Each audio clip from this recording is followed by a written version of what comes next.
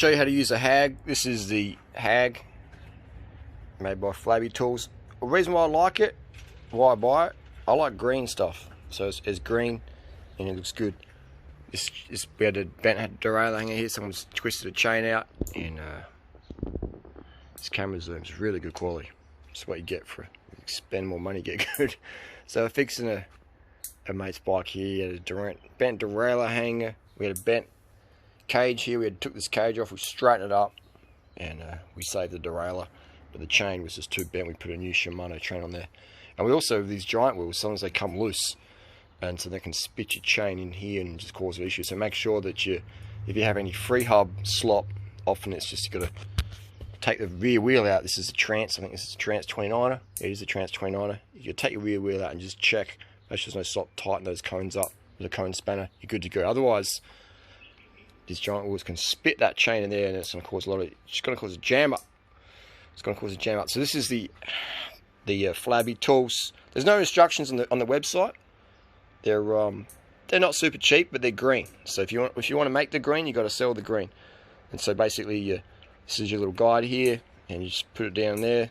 Use your valve to a 12 o'clock, 6 o'clock, and then you sort of bend it in and out. And we've got one down here. They're not the best quality.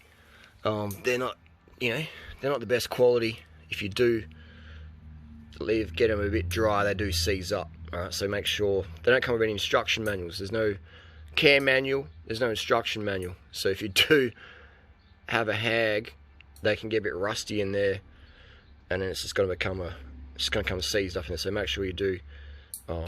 You can learn the quick way or the easy way. You won't learn it from the actual manufacturer's website. The customer service is a bit flabby, but the colour's very nice. And but yeah, so they are disposable product.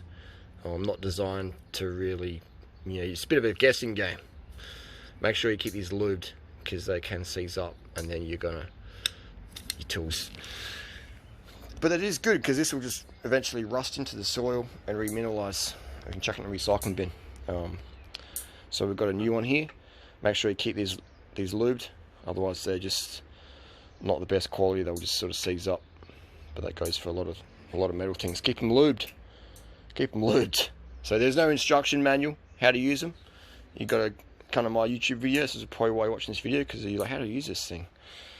There's the assumption that everyone knows how to use a derailleur hanger tool. That's a bit of a pretentious presumption, but we'll show you here how to educate. So you go 12 o'clock, and if there's a gap, you can sort of just lever it out and give it a bit of a light bend. All right, these things are pretty fragile on the road bikes. They're pretty soft.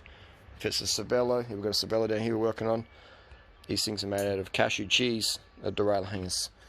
I've got a Pinarello over here. So yeah, just take care of your stuff, and that's how you use a HAG.